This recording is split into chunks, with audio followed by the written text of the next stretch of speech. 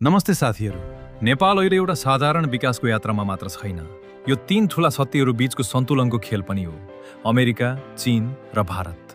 तीनै देशले आफ्नो आफ्नो तरिकाले नेपालको इन्फ्रास्ट्रक्चर भविष्यमा भूमिका खेलिरहेका छन्।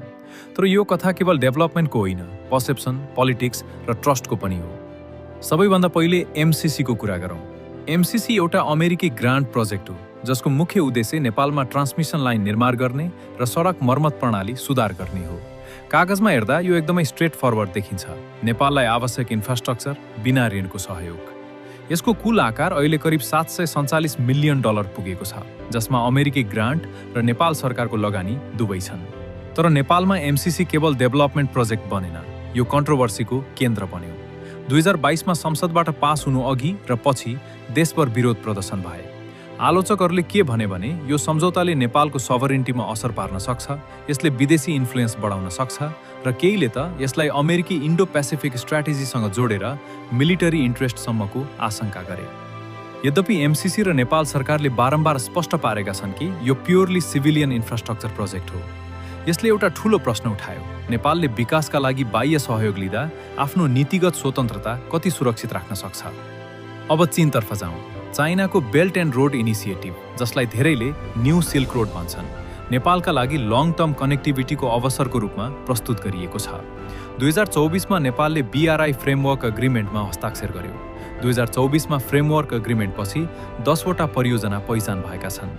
केरुङ काठमाडौँ क्रस बोर्डर रेलवेको फिजिबिलिटी अध्ययन जुन 2026 मा सकिँदैछ। तोखा छहरे टनेल, हिल्सा सिमीकोट र किमाथाङका खारबारी सडकहरू अझै योजना चरणमा छन्। तर यथार्थ के हो भने 2017 देखि नै बीआरआईमा जोडिएको भए पनि अहिलेसम्म ठूला परियोजनाहरू एक्जिक्युसनको चरणमा पुगेका छैनन्। धेरै कुरा अझै प्लानिङ, फाइनान्सिङ र नेगोसिएसनकै स्तरमा छन्। यसले देखाउँछ कि चीनसँगको सहयोग सम्भावनाले भरिएको छ, तर इमिडिएट परिणाम अझै सीमित छन्। अर्कोतर्फ भारतसँगको सम्बन्ध भने नेपालका लागि सबैभन्दा प्र्याक्टिकल र तत्काल प्रभाव पार्ने खालको छ। भारत अहिले पनि नेपालको सबैभन्दा ठूलो व्यापार साझेदार हो। दक्षिणतर्फ भारतसँगको सहकार्य भने कनेक्टिभिटी र ऊर्जा व्यापारमा बलियो रहेको छ। एनर्जी सेक्टरमा भारत निकै महत्त्वपूर्ण छ।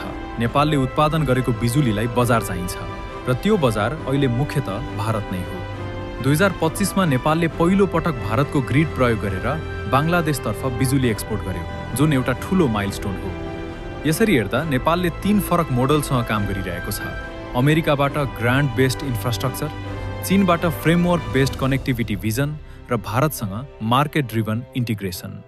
तर अन्ततः यो सबैभन्दा ठूलो प्रश्न जियोपोलिटिक्स होइन, असली कुरा एक्जिक्युसन हो।